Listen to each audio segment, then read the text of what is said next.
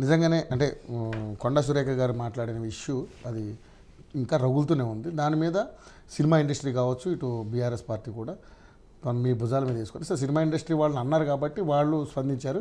కానీ బీఆర్ఎస్ పార్టీకి ఎందుకంటే కేటీఆర్ని ఇన్వాల్వ్ చేశారు కాబట్టి దీంట్లో సో మీ వాళ్ళు కూడా గట్టిగానే ఫైట్ చేశారు. కానీ నిజంగానే ఏంటి మరి ఆ వ్యాఖ్యలకి మరి మీ దాంట్లో కూడా వాళ్ళకు సంబంధించి కొండా సురేఖ గారికి రఘునందన్ రావు గారికి మధ్య జరిగినటువంటి ఆ ఫోటోని మీరు కూడా ట్రోల్ చేసి అది మా ఖాతా కాదు వేరే వాడు ఎవడో చేశాడని మళ్ళీ మీరు కప్పుపుచ్చుకునే ప్రయత్నం చేసి ఈ నాటకీయ పరిణామం జరిగింది. సో ఏంటి ఇందులో ఏది నిజం ఉంది, ఏది అబద్ధం ఉంది, మీరు చెప్పండి. ముందుగా ప్యానల్లో ఉన్న సభ్యులకు అదేవిధంగా యూట్యూబ్ ప్రేక్షకులకు ధన్యవాదాలు. రవి గారు, ఇక్కడ మనం అర్థం చేసుకోవాల్సిన విషయం ఏంటంటే అంటే కొండా సురేఖ గారు అదేవిధంగా రఘునందన్ రావు గారికి సంబంధించిన ఆ వీడియో క్లిప్పు లేదా ఫోటో ఏదైతే ఉందో దానికి సంబంధించింది మా వైపు నుంచి ఎటువంటి పొరపాటు జరగలేదనేది మా వాళ్ళు ఇచ్చిన వివరణ. అదేవిధంగా పెద్ద నాయకులు కూడా కంప్లీట్గా దానికి సంబంధించింది ఇది మా వైపు నుంచి తప్పు జరగలేదు, కానీ దానికి మాత్రం మేము చింతిస్తున్నాము మేము అని చెప్పేసి చాలా క్లియర్ కట్గా ఆ ఫోటో మీద వాళ్ళు క్లారిటీ ఇచ్చారు. అయితే ఈ క్లారిటీ ఇవ్వకన్నా ముందు ఉన్న హీట్ వేరు, వీళ్ళు క్లారిటీ ఇచ్చిన తర్వాత ఆ హీట్ తగ్గింది. నిజమే ఇది దీంట్లో అట్లా లేదులే అని చెప్పేసి అనుకొని హీట్ తగ్గింది. కానీ ఆ హీట్ తగ్గిన తర్వాత కొండా సురేఖ గారు చాలా చాలా దారుణమైన మాటలు మాట్లాడారు, చాలా దారుణమైన విషయాలు. అంటే ఇక్కడ నేనేమంటున్నానంటే ఒక మహిళ ఇంకో మహిళ గురించి, ఎవరి పర్సనల్ లైఫ్ వాళ్ళది, వాళ్ళ వ్యక్తిగత జీవితాలు, ఆ వ్యక్తిగత జీవితాల్లో మంచి ఉండొచ్చు చెడు ఉండొచ్చు, దాన్ని మనం పాయింట్అవుట్ చేయాల్సిన పని మనది కాదు. ఫస్ట్ ఆఫ్ ఆల్ మన పని కాదు అది.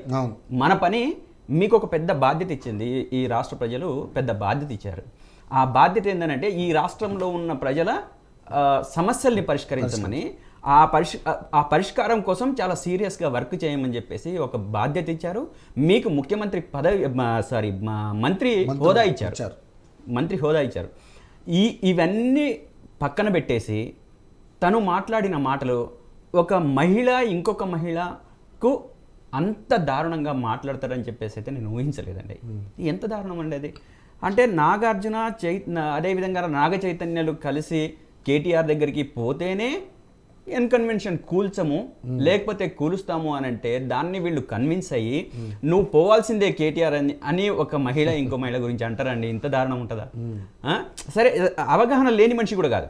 ఎవరు కొండా సురేఖ గారు మంత్రిగా ఉన్న మనిషి, అదేవిధంగా దాదాపు 20-25 ఏళ్ల సంవత్సరాలుగా రాజకీయ జీవితంలో ఉన్న మనిషి, ఎవరు ఏ సమయంలో ఎటువంటి హర్ట్ అవుతారు ఏంటి అనేది తెలిసిన మనిషి, అన్నీ తెలిసిన మనిషి ఈరోజు అంత దారుణంగా మాట్లాడమే కాదు, తన వ్యాఖ్యల్ని సమర్థించుకుంటుంది, ఓపెన్గా సమర్థించుకుంటుంది. ఏమంటుంది? నాకు బాధ కలిగింది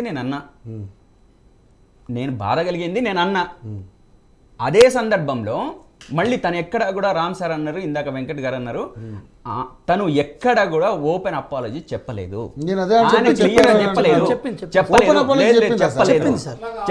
తను ఏం చెప్పింది సార్? లేదు నేను చెప్తాను వినండి, నేను చెప్పేది వినండి. తను అపాలజీ చెప్పలేదు. నేను అన్న మాటలు ఏదన్నా ఇబ్బంది కలిగించి ఉంటే నేనేం తప్పుగా మాట్లాడలేదు, ఆ ఉపసంహరించుకుంటున్నా మాటల్ని. కానీ నేనేం తప్పుగా మాట్లాడలేదు. నాకు అఫీషియల్ గా లేదు. తను ఏమంటుంది? నాకు ఇండస్ట్రీ నుంచి వచ్చిన ఇన్ఫర్మేషనే మాట్లాడినా, లేకపోతే వాళ్ళ విడాకులకు కారణం ఏందనేది ఇప్పటికీ బయట ప్రపంచానికి తెలియకపోవడం ఏంది? అంటే దాని వెనక ఆ విషయాలు ఏవి లేనిది అని చెప్పి ఈ రకంగా మాట్లాడుతున్నారు. కానీ లేదు నేను ఆ కుటుంబానికి సంబంధించిన మాట్లాడడం నేను తప్పు చేశానండి, నేను క్షమాపణ చెప్తున్నాను అని చెప్పేసి తన నోటి నుంచి మాట రాలేదు, క్లియర్గా రాలేదు. మనం మాట్లాడుకోవాలి. అయితే ట్విట్టర్లో పెట్టారు అంతే. తన నుంచి తను ఆ తర్వాత కూడా ఇదంతా జరిగిన తర్వాత కూడా మీడియా వాళ్ళు మళ్ళీ అడిగారు, మేడం దీని విషయంలో ఏమన్నా ఆలోచిస్తున్నారా అని. అంటే నేనేం తప్పు మాట్లాడలేదే, కాకపోతే నా వలన తను ఏమన్నా బాధపడి ఉంటే మాటల్ని ఉపసంహరించుకుంటున్నానని చెప్పేసి మాట్లాడింది తను. ఇంతవరకే, మిగతా విషయాలకు తను పోలేదు. పైగా నేను ఇంకా వదిలిపెట్టేది లేదని కూడా చెప్తుంటాను. ఏంటి అంటే కేటీఆర్ని వదిలిపెట్టాను, లేకపోతే ఇంకొకళ్ళని వదిలిపెట్టాను. నువ్వు రాజకీయంగా ఏమున్నా వదిలిపెట్టక, దాంట్లో తమ ఎవరిని వదిలిపెట్టాల్సిన అవసరం లేదు. రాజకీయంగా నీ గెట్టు పంచాయతీ కాదు, మెట్టు పంచాయతీ కాదు వదిలిపెట్టకుండా ఉండడానికి. ఇది ప్రజలకు సంబంధించిన ఏ అంశం ఉన్నా, ఏ రకమైన సమస్య ఉన్నా ఎవరినైనా నిలదీయాల్సిన, ఇది ప్రజాక్షేత్రం. ప్రజలు మనకు ఒక బాధ్యత ఇచ్చారు. ప్రజా జీవితంలో మనం ఉన్నప్పుడు తప్పనిసరిగా క్వశ్చన్ చేసే బాధ్యత మీకు ఉంటుంది. ప్రభుత్వంలో ఉన్న వాళ్ళుగా మీరేమన్నా అడిగితే క్వశ్చన్ చేసి నిలబెట్టి ప్రజలకు సమాధానం చెప్పించాల్సిన బాధ్యతలో మేము ఉన్నాము, మేము ఖచ్చితంగా చేస్తున్నాము.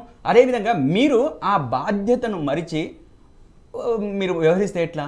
అంతేకాదండి, సమంతకు సంబంధించిన విషయం మనం చాలా కీన్గా అబ్జర్వ్ చేస్తే, తను ఒక మహిళగా ఒక ఇండస్ట్రీలో తను విడాకుల తర్వాత ఒక మానసిక స్థితిలో ఒక ఇబ్బందుల్లో చాలా ఇబ్బంది పడి తను రెస్ట్ తీసుకొని ఒక ఆత్మస్థైర్యంతో ఆత్మాభిమానంతో ఇండస్ట్రీలో నిలబడడానికి ఆమె ఎంత కష్టపడ్డది.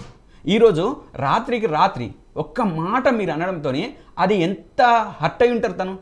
తను ట్విట్టర్లో చాలా ఓపెన్గా చాలా అయినా సరే ఇంకా సమంత గారిని చాలా మెచ్చుకోవాలి. చాలా బ్యాలెన్స్డ్గా, చాలా హుందాతనంతో చాలా బాగా తన ట్విట్టర్లో చెప్పారు. ఎంత బాగా అంటే అసలు మనం అంత మెచ్యూర్డ్గా తను చెప్పగలుగుతుందా అని చెప్పేసి మనం అయితే ఊహించలేము, కానీ అంత చాలా బాగా చెప్పారు.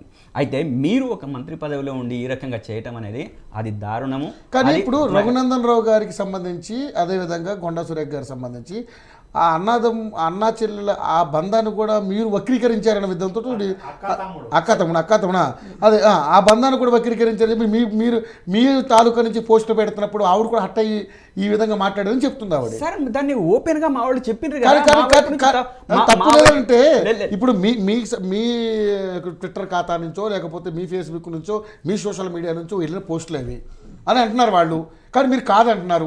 ఇందులో నిజమే ఎంత ఉన్నది కదా క్లారిటీ ఇక్కడ. రవి గారు లేదు, ఒకవేళ అయినా తనకు అటువంటిది జరిగితే, అటువంటి అసౌకర్యం జరిగితే మమ్మల్ని క్షమించండి అనే పదాలు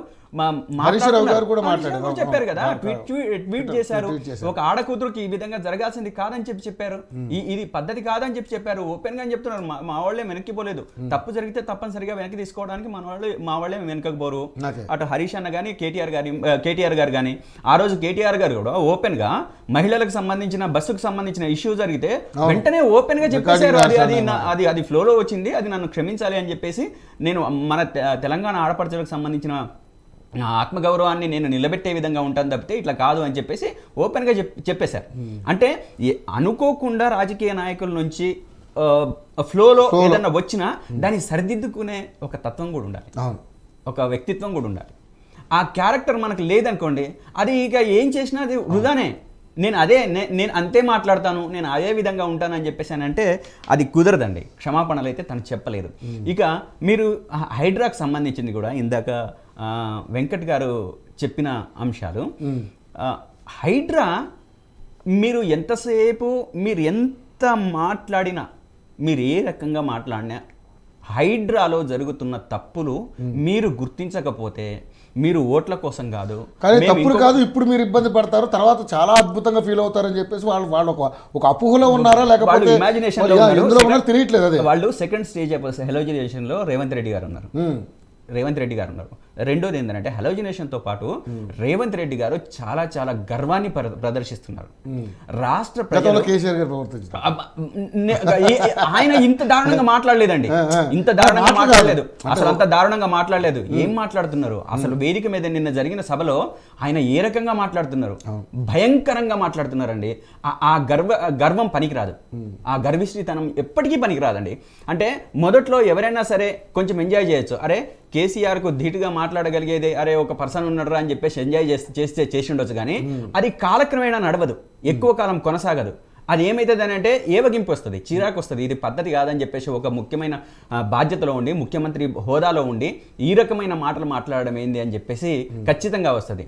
అంత హైడ్రాతో జీవితాలు నష్టపోతున్నాయి, వాళ్ళ రోడ్ల మీద పడుతున్నారు అని చెప్పేసి మాట్లాడితే వాళ్లకు మనం ఏ విధమైన సహకారాన్ని అందించాలి అని చెప్పేసి అనుకోవాల్సింది అఖిల పక్షం పెట్టాల్సింది. ఇప్పుడు ఎప్పుడు పెట్టాలి? చర్చ ఎప్పుడు పెట్టాలి? ముందు ముందు పెట్టాలి. ముందు పెట్టాలి. ఒకవేళ అభిప్రాయ సేకరణ చేసిన తర్వాత అప్పుడు ఒక కంక్లూషన్ వచ్చి అందరి దగ్గర నుంచి సలహాలు తీసుకున్న తర్వాత ఆ తీసుకున్న సలహాలలో అయినా ఒకవేళ మా వైపు నుంచి కూడా మేము చెయ్యము అది ఇది అని చెప్పేసారంటే, రేవంత్ రెడ్డి గారు అసెంబ్లీలో పెడితే మరి అప్పుడు మీరు ఎందుకు మాట్లాడలేదు సార్? అసెంబ్లీలో మీరు నిర్దిష్టమైన ప్రతిపాదనలతో పెట్టినరా లేకపోతే అస్పష్టంగా పెట్టినరా? ఏది కూడా మనకు ఒక నిర్దిష్టత లేనప్పుడు దాని మీద స్పష్టంగా మాట్లాడమని మా వాళ్ళు ఎట్లా చెప్తారు? ఏ రకంగా చెప్తారు? మనం అప్పుడు ఎందుకు ప్రతిపక్ష నాయకుడు కేసీఆర్ గారు రావాలన్నా? ఇప్పుడు ఖచ్చితంగా కేటీఆర్ గారు, కేసీఆర్, హరీష్ రావు గారు లేరా?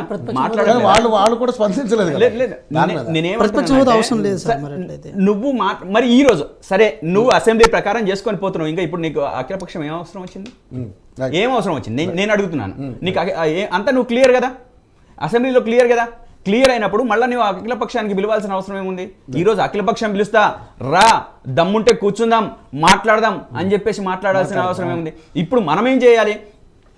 హ్యూజ్ నంబర్లో, చాలా పెద్ద సంఖ్యలో ప్రజలకు నష్టం జరుగుతూ ఉంది. ప్రజలకు నష్టం జరుగుతూ ఉంది. ఇది ఎవరికి జరుగుతూ ఉంది? ఉన్నోళ్ళకి కాదు కదా, ఉన్న వాళ్ళకు, పేదవాళ్ళకి జరుగుతుంది కదా. పేదవాళ్ళకి జరుగుతుంటే మరి దాని మీద ఈ రోజు మీరు ఒక రకమైన వికృతానందం పొందుతున్నారు. రేవంత్ రెడ్డి గారు వికృతానందం పొందుతున్నారు. ఆ దానికి నేను చెప్తున్నాను సార్, ఈ రోజు నేను ఒక పాయింట్ చెప్పి నేను ముగిస్తాను. మూసి ఇరువైపులో ఉన్న సంఖ్య, అదే విధంగా చుట్టుపక్కల చెరువులలో ఉన్న సంఖ్య 10,000 మంది ఉన్నారండి కుటుంబాలు. చాలా లక్షల మంది ఉన్నారు. లక్షల మంది కుటుంబాలకు నువ్వు 10,000 మందికి నేను మూసి ప్రక్షాళన వేరు, హైడ్రా వేరు, రెండు కలిపి చూడొద్దు. ఎవరికి ఇస్తానన్నారు? ఇప్పుడు హైడ్రా వేరు సార్. మూసి ప్రక్షాళన కోసం వరల్డ్ బ్యాంక్ యొక్క గైడ్ లైన్స్ ప్రకారము, అదే విధంగా రాష్ట్రం ఏదైతే నిర్ణయం తీసుకున్నదో దానికోసం గారు దీనికి హెడ్, ఏవి రంగనాథ్ గారు దీనికి హెడ్. మూసి ప్రక్షాళన కోసం 10,000 ఇల్లు కావాలంటే లేదు 15,000 ఇల్లు కేటాయించని చెప్పి గౌరవ ముఖ్యమంత్రి గారు చెప్తే ఇల్లు కేటాయించిన తర్వాతనే వాళ్ళు ఖాళీ చేపిస్తున్నారు. అది కూడా మూసి రివర్ బెడ్లో. సో ఇక్కడ విషయం ఏంటంటే ఆ బెడ్లో ఉన్న వాళ్ళు కూడా దాదాపు 80% మంది వాళ్ళు ఆల్రెడీ డబుల్ బెడ్ ఇల్లుని అప్లై చేసుకున్నారు. ఇదంతా డేటా అప్పుడు ఉన్న ఎంయూడీ మినిస్టర్ గారి దగ్గర. మీరు వాటిని సమర్థవంతంగా బయటకు ప్రజానికి చెప్పలేకపోతారు.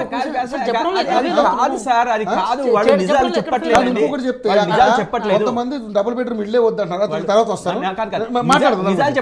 రవి గారు ఒక్క నిమిషం కాదు ఇక్కడ చాలా వివరంగా ఇప్పుడు మూసీ రివర్ చుట్టూ తిప్పుతున్న ఏదైతే రాజకీయ వ్యవహారం ఉందో, మూసీ రివర్ కు హైడ్రాకు సంబంధం లేదు అనుకున్నప్పుడు మరి హైడ్రాలో కూల్చిన వాళ్ళ పరిస్థితి ఏంది? మరి దాని గురించి కూడా చెప్పాలి కదా.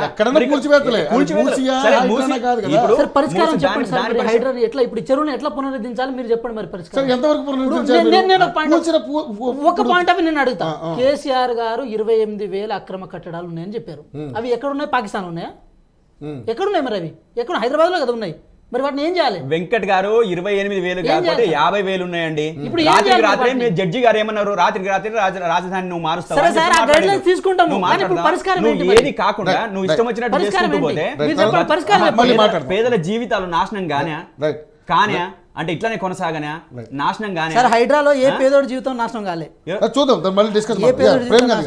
బీజేపీ పార్టీ నుంచి కూడా హైడ్రా సంబంధించి కొంతమంది సపోర్ట్ చేస్తున్నారు, కొంతమంది ఏమో దాన్ని విభేదిస్తున్నారు. అంటే ఇప్పుడు ఏదైతే ఎక్కువగా మల్కాజ్గిరి కాన్స్టిట్యూన్సీకి సంబంధించి ఈ ఏరియా అంతా కూడా వస్తుంది కాబట్టి అటే ఎక్కువ కూల్చివేతలు జరుగుతున్నాయి కాబట్టి